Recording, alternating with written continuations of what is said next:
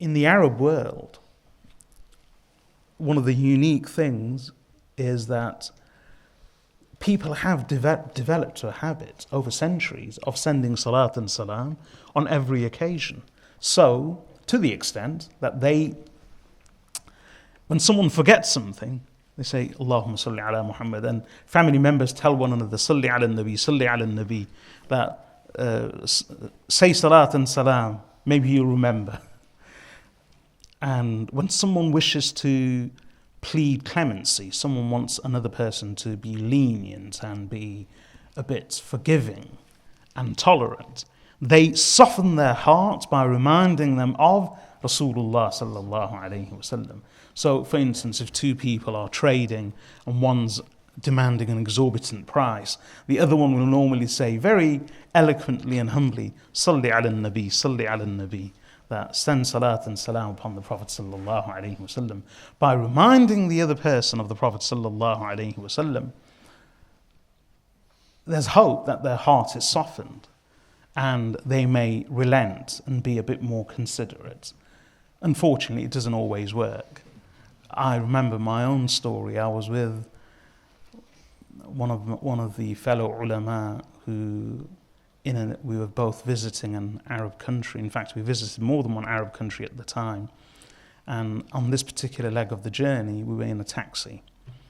And may Allah subhanahu wa ta'ala have mercy on him. He passed away just a few months ago. May Allah forgive him and elevate his rank. He was extremely ill and he passed away. So we were traveling and we were in a taxi. There was a traffic jam. Well, not exactly a traffic jam, but traffic was slow.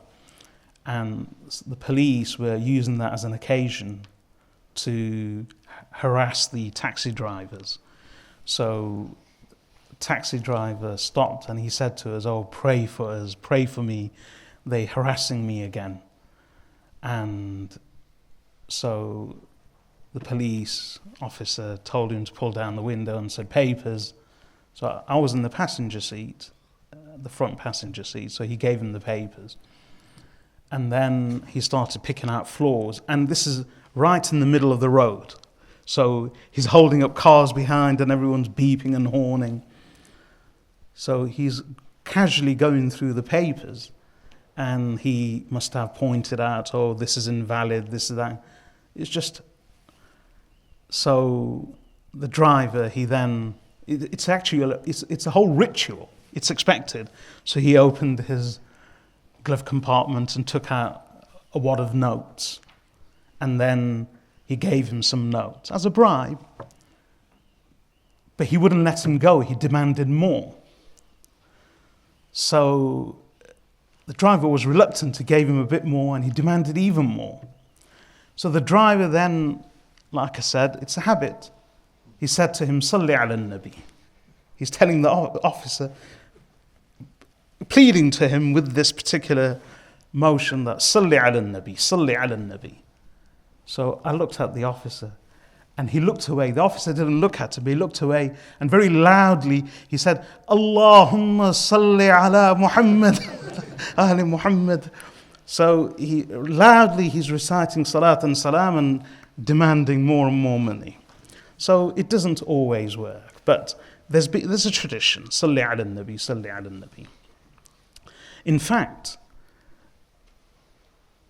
in some of the Arab countries,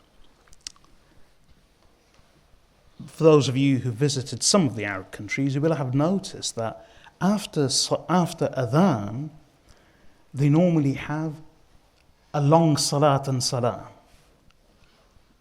So, La ilaha illallah, when the adhan ends, and then the mu'adhin actually recites loudly, Allahumma salli ala Muhammad, and they recite salat and salam.